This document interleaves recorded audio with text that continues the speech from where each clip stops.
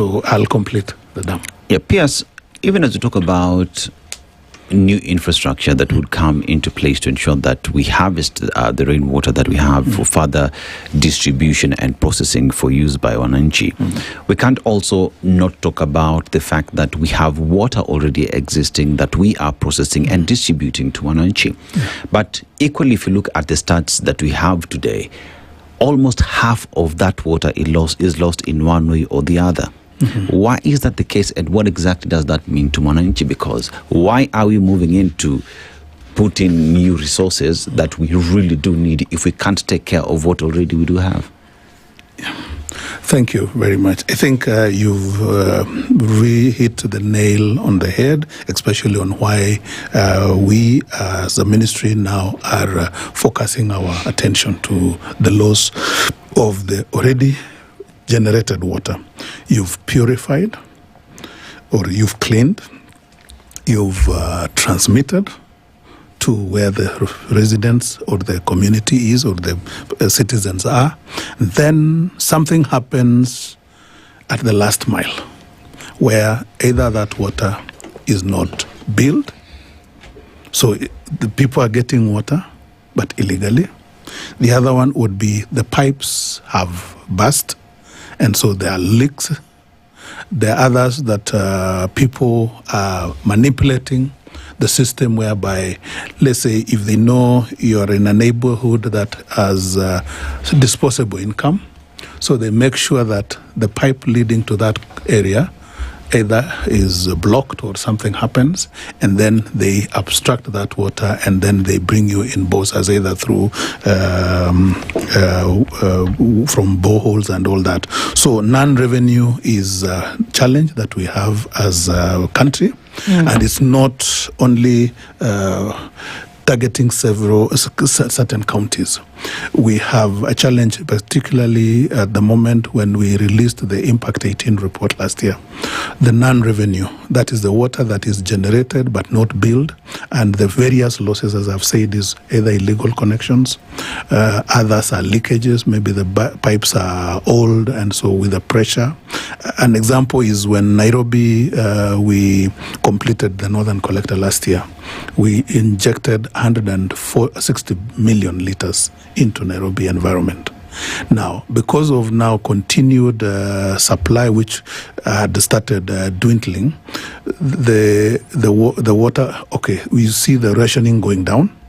Suddenly, it disappears because when there are bursts of the pipes, and this is where now the county government is supposed to come and help us in that area, because as national government we do the bulk water infrastructure, bring them to the closest where the citizens are, and then as per constitution the citizen service is given by the counties, and that is where we are. You saying that the counties then are the failing point? Because if you put up the structure, you're distributing, you've collected the water going to Wananchi. Yes. Who is in charge of maintenance? Because if you fail to maintain it, if you fail to do your regular checks to see who is connected, who's being billed, who is interfering with the system, that is where we get to lose the water, because Wananchi says there is no value for money in terms of even the quality of water that we have today. So are you saying that the national government does not have responsibility when it comes to maintenance, and that is the job of the counties? And if that's the case, what are you doing to fix that? First, maybe let's go to the Constitution. There is Schedule 4 of activities, where it says what remains the responsibility of national government and what becomes responsibility of the county governments. For national government, we're in charge with policy, bulk water harvesting infrastructure, that we call them national waterworks. So building of big dams, building of water treatment, transmission lines, like when you go to Northern Collector, we have a pipe of about 1.5 meter diameter.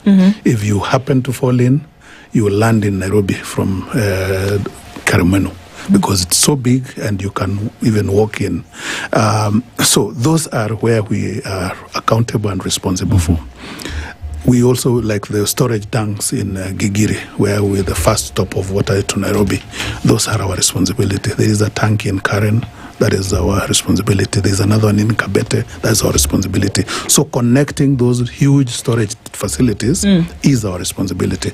Taking water to Mavoko, like along this highway, there is a big pipe of about 900 centimeters, 0.9, about 1 meter, which is ferrying water to Mavoko.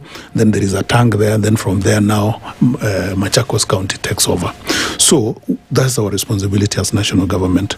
However, the Constitution also says because the county government is closer to the people, they are the best placed to serve now, give citizen services. So they will be the ones now to run the water service provision. And that's why, like for Nairobi, we have Nairobi Water and Sewerage Company. For Mavoko, we have Mavoko Water and Sanitation Company. Machakos, Mombasa, the same. So every county has an agency to help it in delivering, discharging that responsibility. And that is where now the failure begins. Failure begins at that point. Water reaches, like for me, if you look at Earthy Water, which is an agency within me, our non-revenue is less than 10, is about 5%.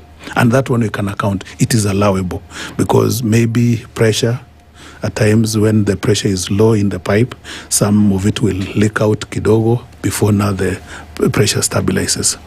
And so 5% is actually international best practice. But now the moment the water hits the tank in Kigiri and then the county takes over, that is where the rain starts beating us. One, they have not embraced a modern way of running things, where they put in pressure leak detection, that is maintenance crews to rally and look at what is happening, making sure to know that there are no illegal connections and all that. So what we are doing as national government now is that we are bringing together all the water service providers.